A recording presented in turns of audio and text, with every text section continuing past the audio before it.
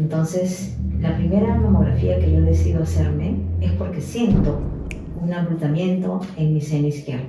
Mejor voy a hacerme una mamografía. Recién mi primera mamografía en mi vida. En casi 50 años. En casi 50 años. Porque me habían indicado mamo y eco.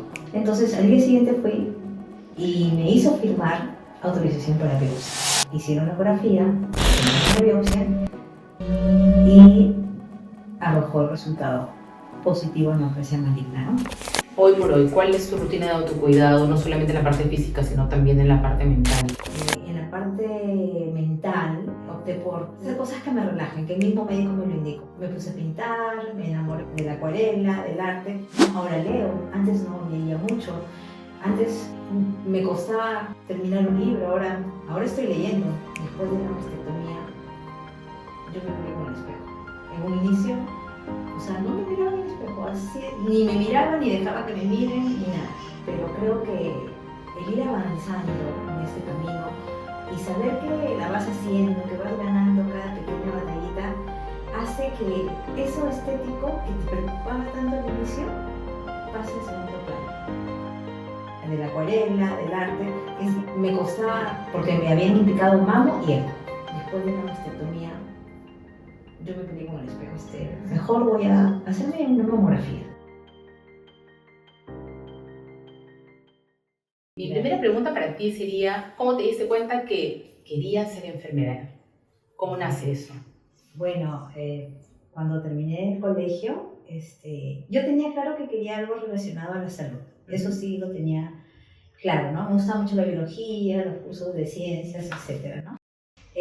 Pero recuerdo que en ese tiempo tengo una hermana que me lleva 10 años, que estudió ingeniería industrial, y la amiga de ella me dijo, una vez en una conversación, me dijo, Marita, ¿y por qué no has pensado en enfermería? Mira, es una carrera no muy larga, las enfermeras siempre van a tener trabajo, y en el extranjero son muy bien remuneradas, ¿no? Bastó que me diga eso y dijo, ya, voy a apostar por enfermería. Y así fue la decisión. La tomé consciente de lo que se venía, ¿no? Y porque es una profesión que sacrifica muchas cosas, ¿no? Totalmente, sí, totalmente. Sí. Y creo además, o supongo, que además de los tiempos que necesitas es también a lo que te vas a enfrentar, ¿no? Sí. Y a las situaciones que vas a ver o atender. Sí, exacto. Eso lo vas descubriendo, digamos, ya en el camino, ya más en sí, en el campo laboral, ¿no? Exacto, sí. ya en la parte activa. Sí. Y después de tantos años, digamos 23 que vamos sacando cuentas, Sí. ¿cómo aprendes, digamos, en todos esos años cuando ves en retrospectiva la vida y dices, cómo haces esos primeros años para que después de ver el sufrimiento ajeno, tu corazón... Hay algo que yo siempre me pregunto y que la gente suele decir y que tú debes haber escuchado, ¿no? La gente cuando está en el campo de salud, algunos dicen, no, esta persona ya se le hizo frío el corazón y te da las noticias muy fríamente. Sin embargo, hay quienes, a pesar de los años en Sí. ese tema, no deshumanizan. Y no quiero decir que los otros no sean humanos, pero el corazón creo que se vuelve un callo de alguna manera, ¿no? Afrontan día a día tantas cosas. ¿Cómo aprendes tú a ver sufrimiento ajeno sin que...? A nosotros, desde que somos estudiantes de enfermería, desde el día 1 nos meten en la cabeza que la esencia de ser enfermera es el cuidado humano. Pero cuando ya estás en la realidad, en el campo laboral, la misma sobrecarga de trabajo, el estrés, las condiciones laborales, hacen que tú a veces reduzcas a una persona, a un ser humano, a un simple diagnóstico, a un simple número de cama, porque a veces cometemos esos errores. Señor de cama 5, ¿no? Y eso se puede evitar de alguna forma siendo más empáticos, ¿no? Poniéndose en el lugar de la familia a veces, ¿no? Yo trabajo en un área donde el acceso es bastante restringido porque cuidados intensivos no permite que esté el familiar las 24 horas como en otros servicios, ¿no? Entonces, pero a la vez, Becky, hay una parte en lo que es mi experiencia personal que busca un poquito deshumanizarse a manera de Protección. Sí, porque en mi caso, donde trabajo en un área crítica, donde hay situaciones bien difíciles, tanto con el mismo paciente o con la familia, a veces el vínculo que se crea es en cierta forma positiva, siempre y cuando no te cargues con eso personal de una manera, llevar la carga personal a la casa, por ejemplo, ¿no? Cuando no te lo tomes de manera muy, muy personal, de una forma que tú te afectes. Exacto. ¿No? Exacto. Claro, bueno, son un cúmulo de cosas, porque Sí. Además de lo que vives y lo que decías, ¿no? Las condiciones de salud que, dicho sea de paso, en nuestro país no son las mejores, ¿no es cierto? A veces el tener impotencia de tal vez querer ayudar como profesional y saber que no, porque hay un techo que ya no puedes dar más.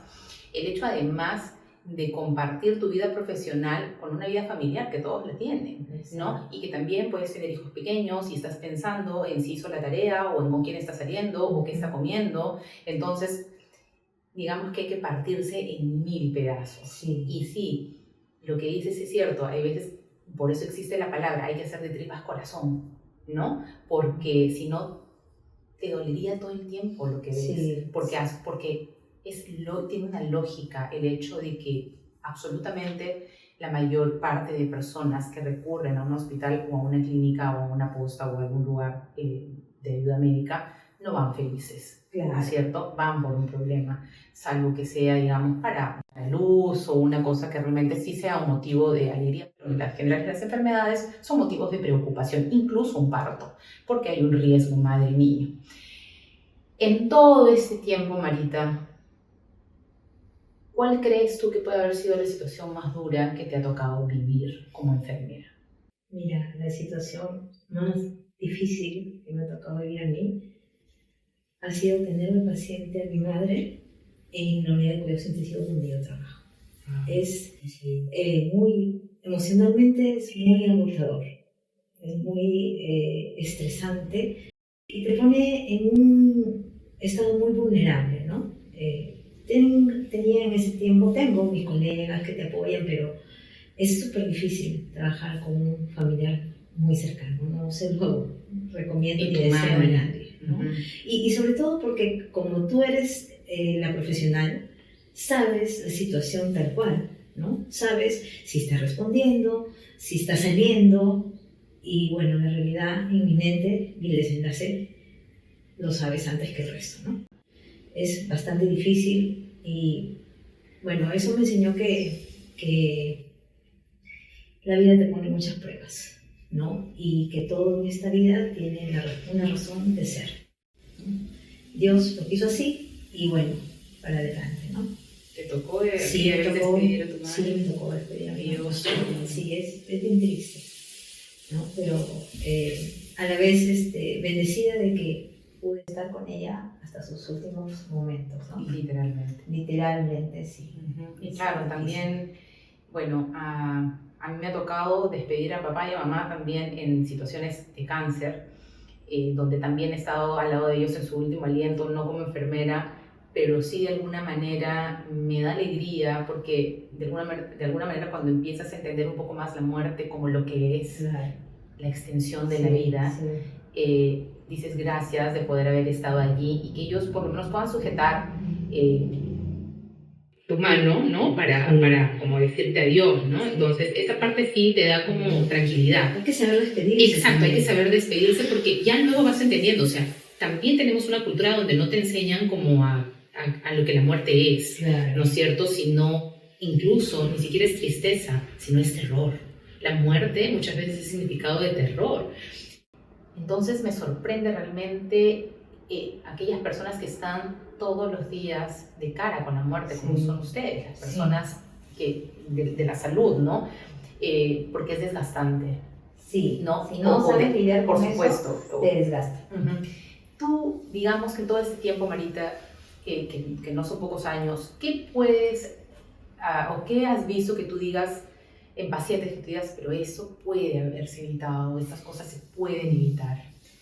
Lo que pasa es que muchas personas, muchos pacientes tienen temor a escuchar algo malo, ¿no? Es natural, ¿no? Es lógico, ¿no?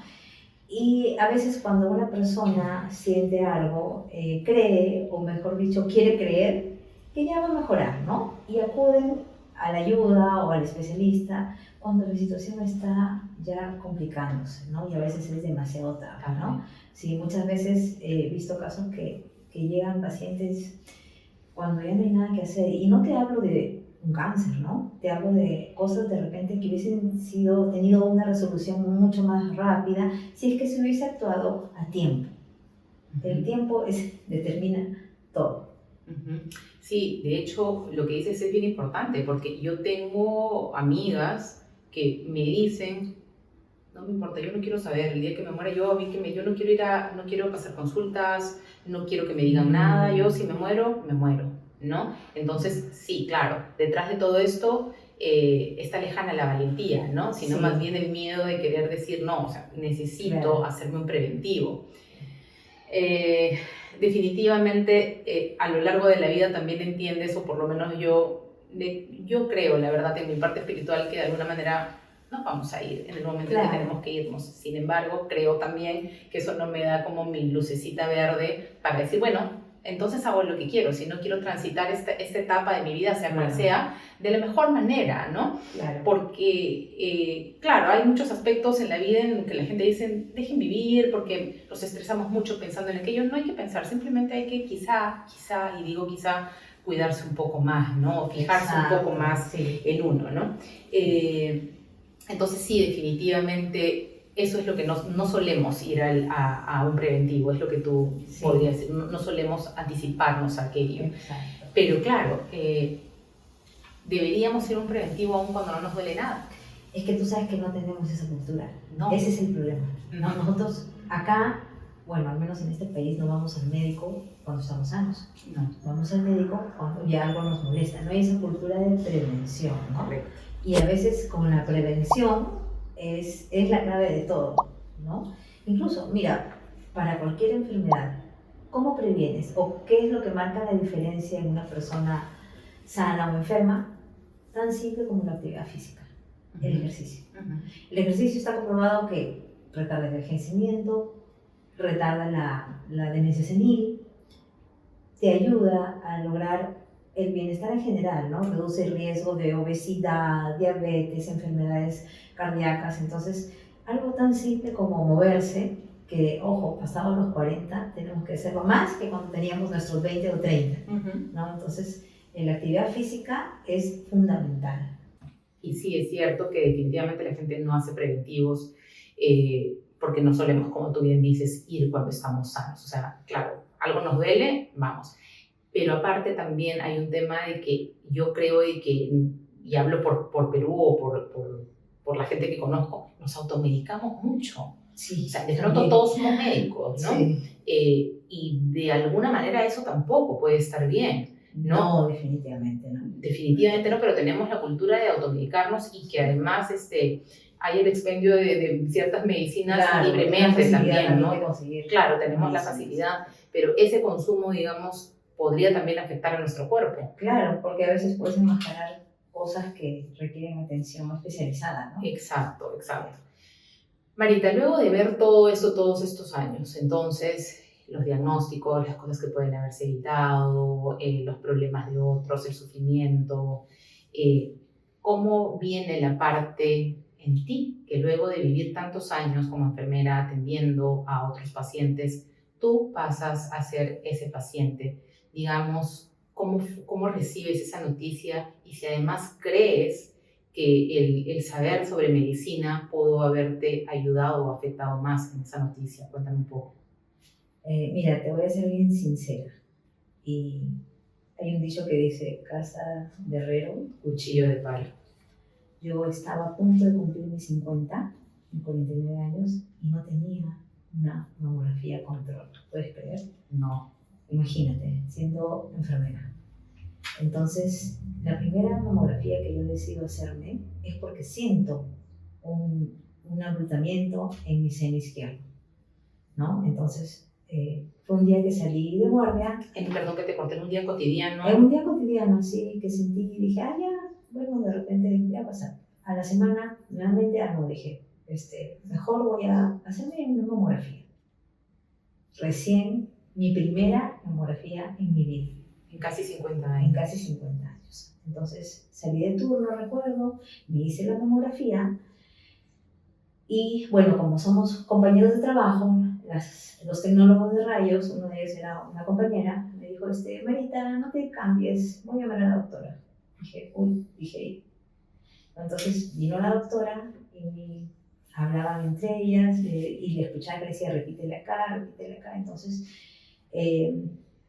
vamos a repetirle otra vez las imágenes y me dijo, licenciada Marita, ¿cuándo es su ecografía? Porque me habían indicado mamo y eco.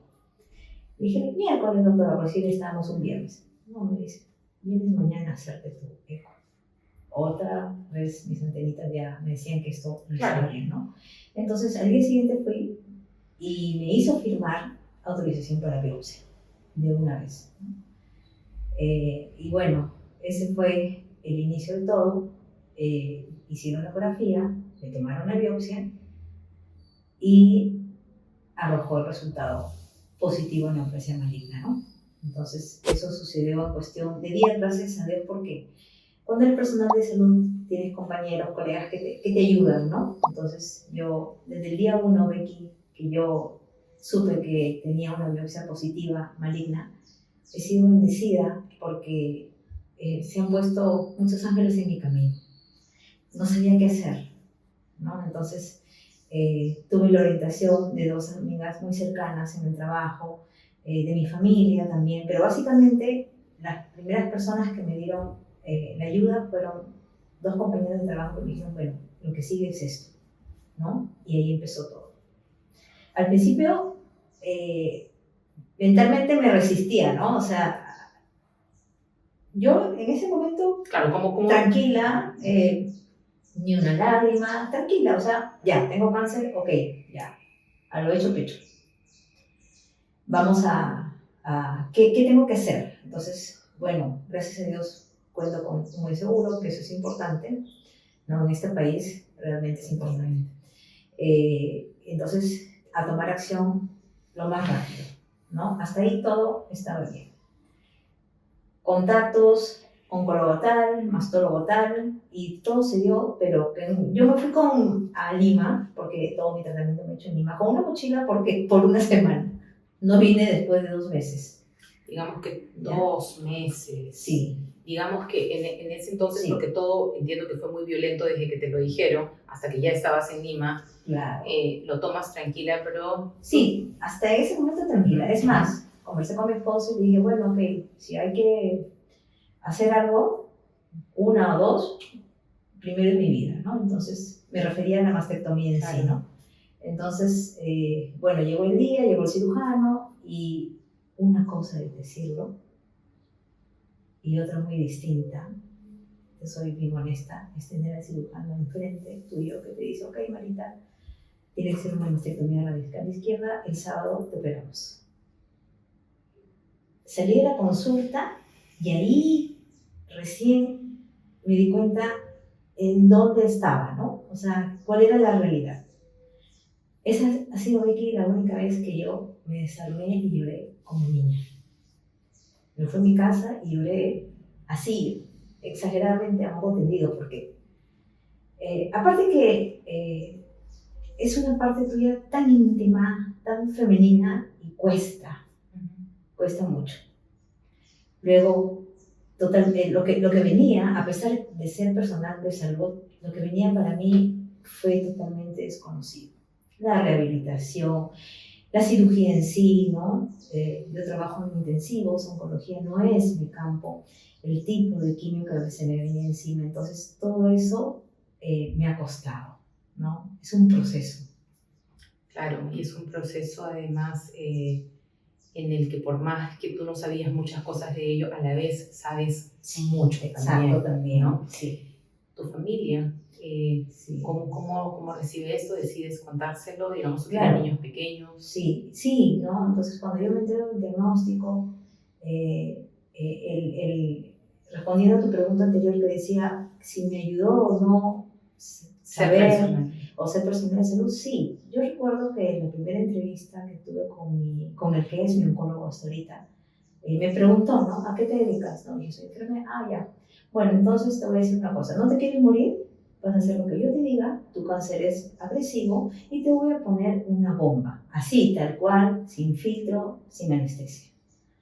Agradecí la honestidad, pero a la vez asustada, ¿no? ¿Qué es una bomba? O sea, se refería a la quimio, que iba a ser súper fuerte. Ok. ¿Ya? Entonces me dijo, tú estabas en un grado 2 de inicio, pero con estos resultados, porque a mí me hicieron un oncotype donde arrojó un elemento que se llama HER2, que cuando es positivo hace que el cáncer crezca a mayor velocidad. Entonces él me dijo que mi cáncer era mucho más agresivo de lo que es un grado 2, que él me iba a dar quimio para el grado 3-4, ¿no?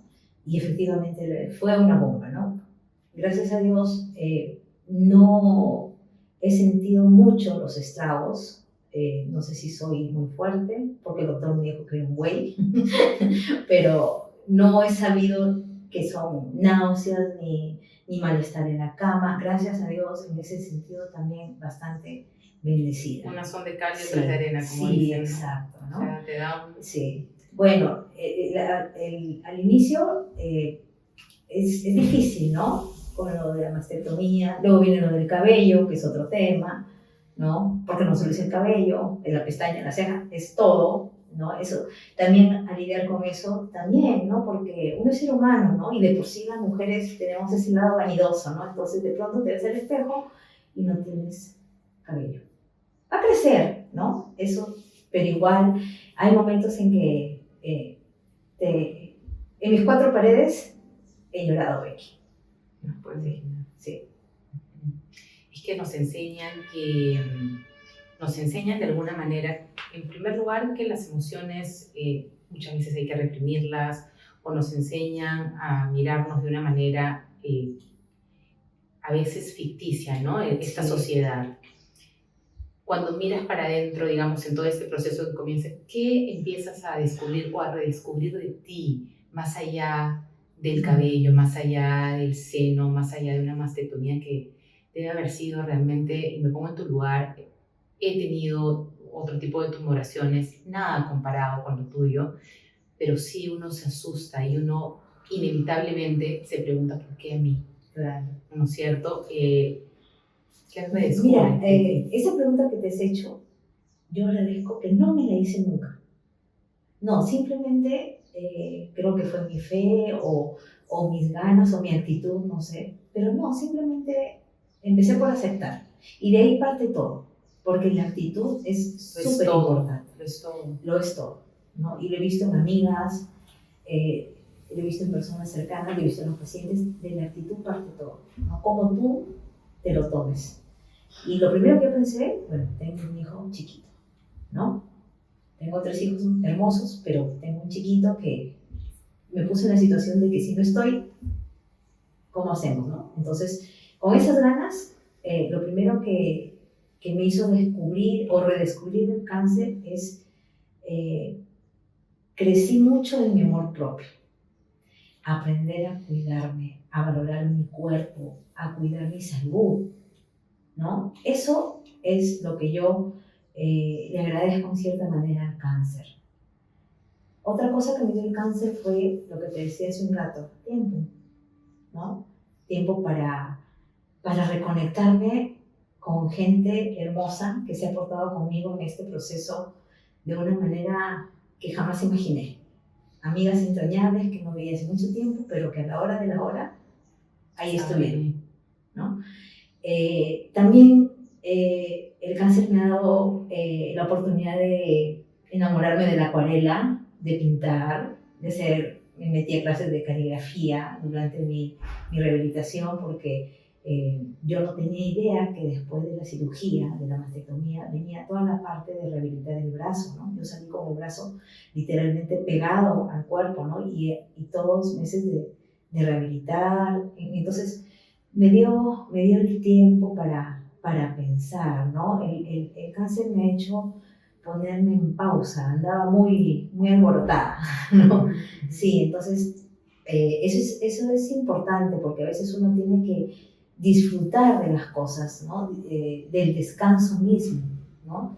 Entonces, para mí, dentro de todo lo malo, también ha habido muchas bendiciones.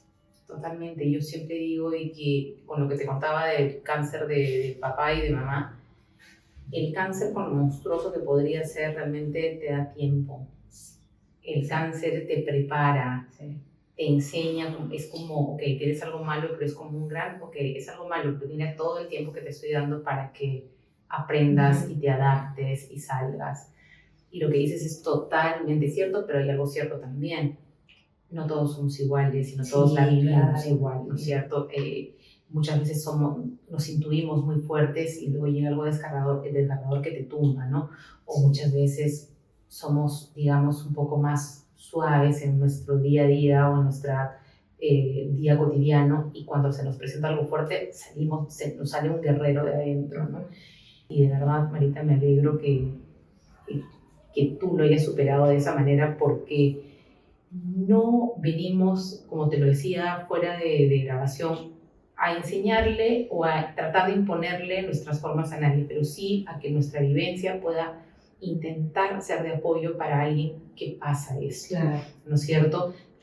Que tengamos la mínima esperanza de decir, oye, caramba, mira, ella pudo, Exacto. ¿por qué yo no podré? Sí. O por qué finalmente si mi diagnóstico no es tan positivo, ¿por qué no trato de transitar todo aquello de la mejor manera?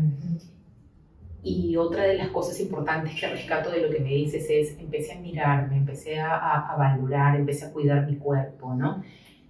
Tampoco es como cuando se murió alguien de la familia y dijiste, debí haberle dicho que lo quería, debí haberlo oído. El debí se quedó ahí, ¿no? Entonces, tal vez ayude a algunas personas a que hagan eso antes de cualquier diagnóstico, Claro, ¿no?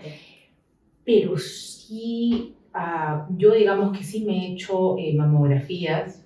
De por sí la mamografía, yo que no sé nada del tema medicina, realmente a mí se me bajó la presión cuando me fue a hacer una mamografía. Sí, es que es un poco agresiva, por así decirlo, Wow, te ¿no? juro, Sí.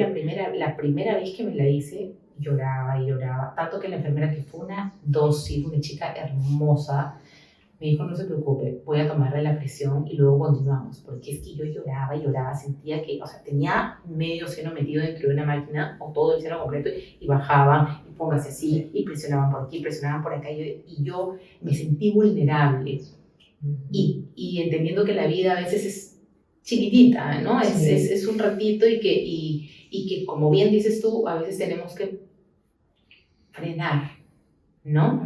Entonces, Sí. para lograr hacer las cosas que tenemos que hacer, ¿no? Entonces, ¿qué es lo que aprendiste de ti, pero que además te gustaría que otras mujeres aprendieran? Que el cuerpo es un templo sagrado, Becky. Y yo no había calado tanto en la realidad de la frase, ¿no? Yo, Becky, hubo un tiempo que me creía la Mujer Maravilla. Todos los Trabajaba jueves. 12 horas, no dormía, ni siquiera dormía mal, no dormía.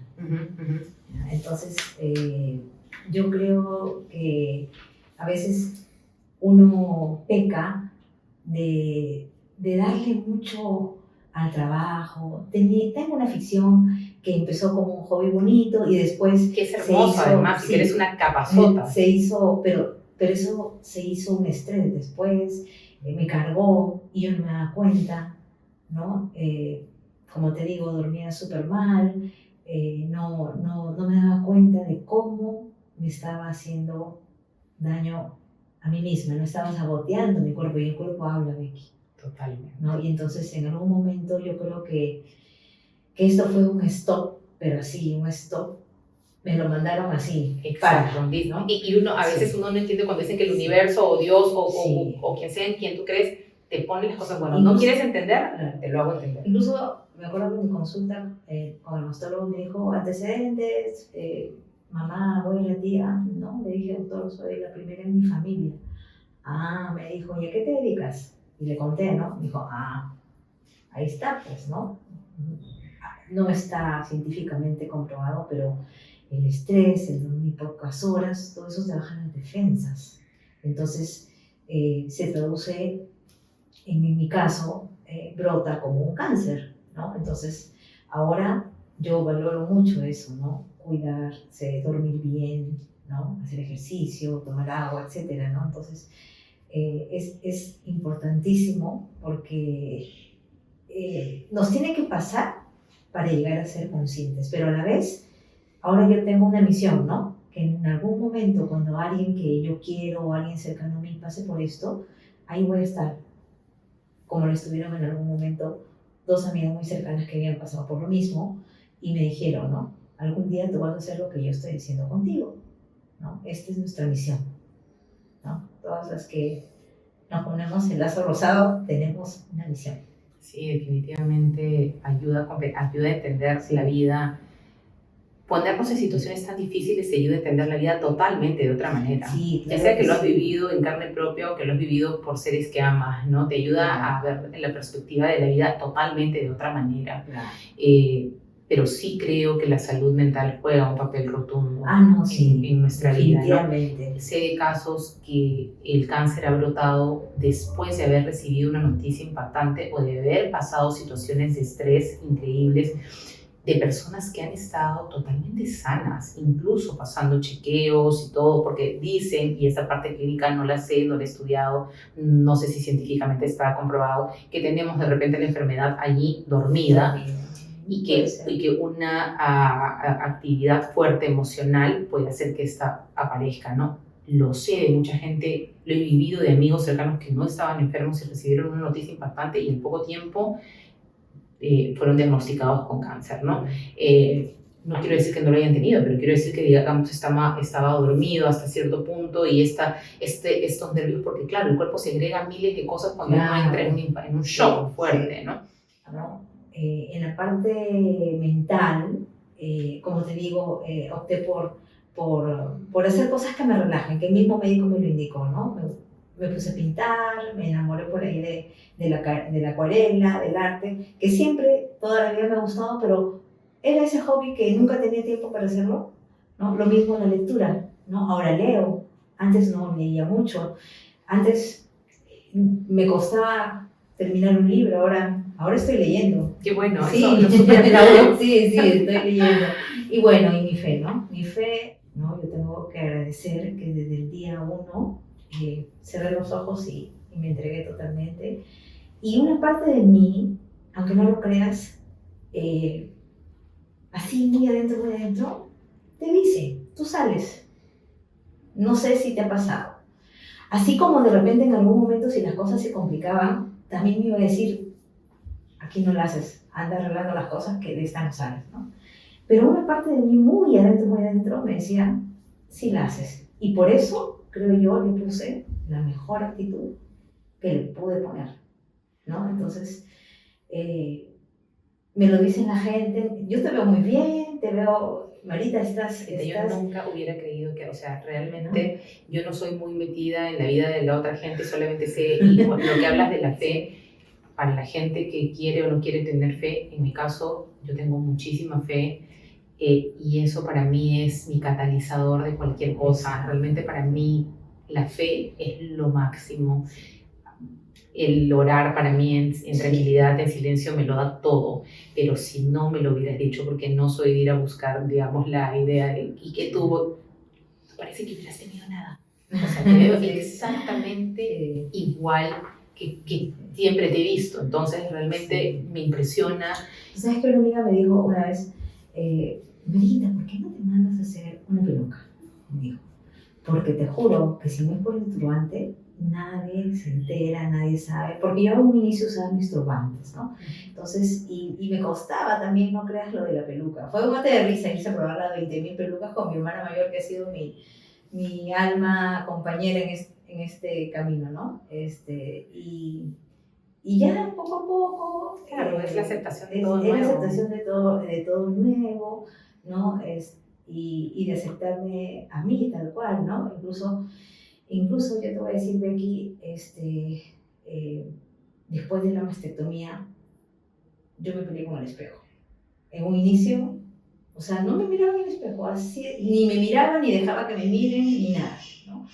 Es complicado, ¿no? Pero creo que el ir avanzando en este camino y saber que la vas haciendo, que vas ganando cada pequeña batallita, hace que eso estético que te preocupaba tanto al inicio pase a segundo plano.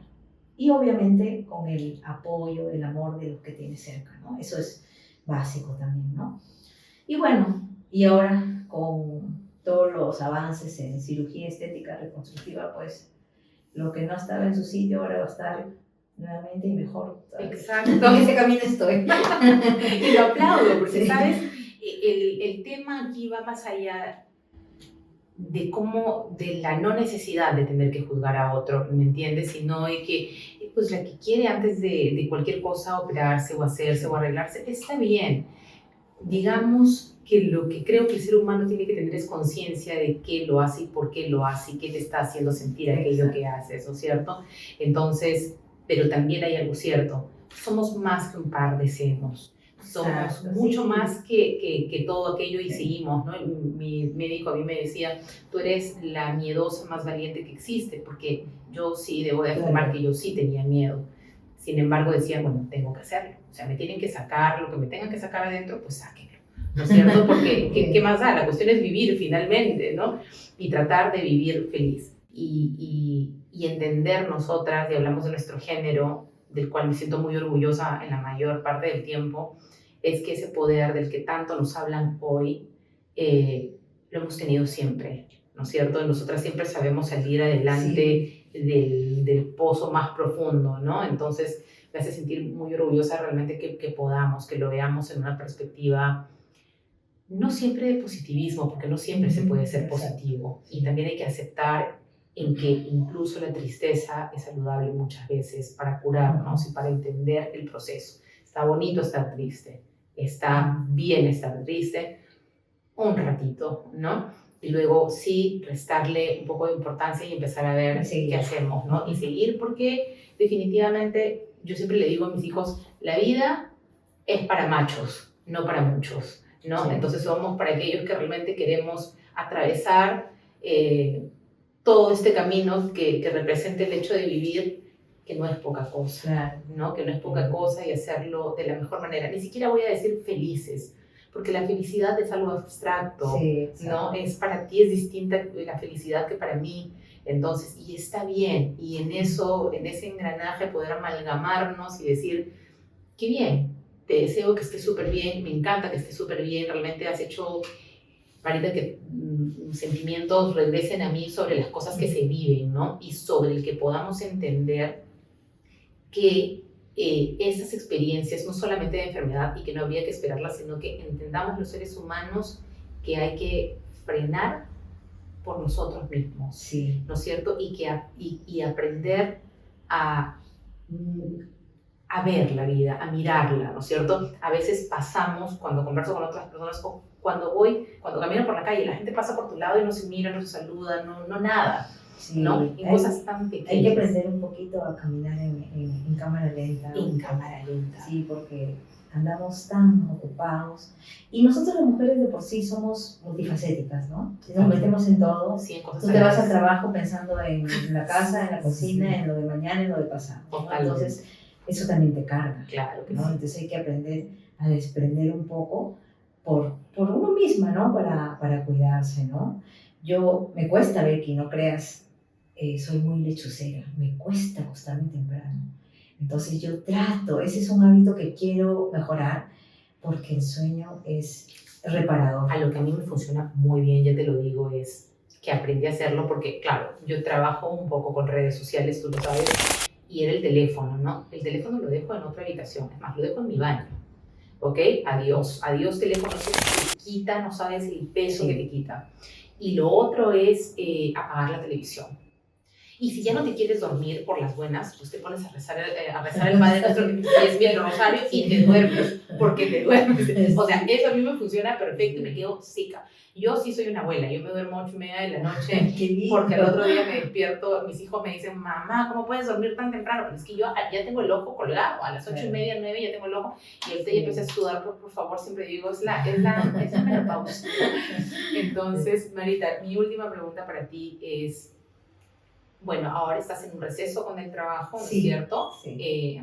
Pero igual vas a volver porque también, a pesar... Mi año sabático. Pues estás en tu año sabático, pero a pesar de eso necesitamos estar en actividad. Tú has elegido esta de aquí, pero tu regreso.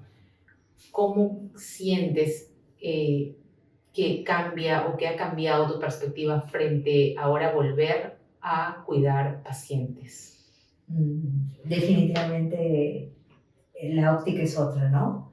Porque tienes que haberlo pasado para que recién comprendas. Porque cuando uno está del otro lado, atendiendo, cuidando, es muy distinto cuando tú eres el que recibe el cuidado, el que percibe la atención, ¿no? Entonces, definitivamente esto me ha hecho más humana, ¿no?